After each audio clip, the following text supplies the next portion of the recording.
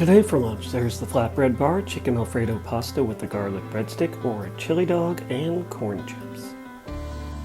So here's a quick review of split screening on the iPad. First, open the app you want to use, so I open Slides, then slide up the dock. That's what we call the thing with all the apps at the bottom.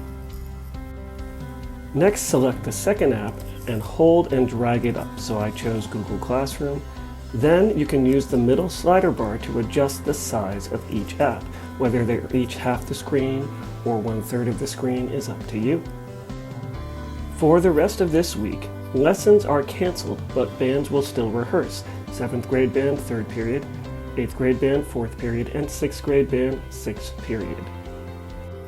The DeLauder Youth Center is reopening tonight and will be open Tuesdays and Thursdays from 6 to 8 p.m. for youth in grades 4 through 12. You must have a permission form completed before you can participate. Forms can be picked up at the center or at the school office. You must wear masks and social distancing will be observed.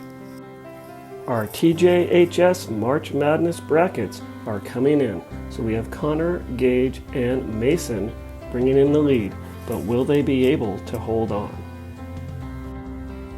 This Wednesday, the 31st, marks the end of the 3rd marking period. This Friday, there is no school for Good Friday.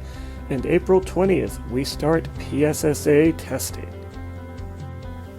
Whether or not you are learning hybrid at home or in person, what do you value in your education? Now, please rise for the flag salute.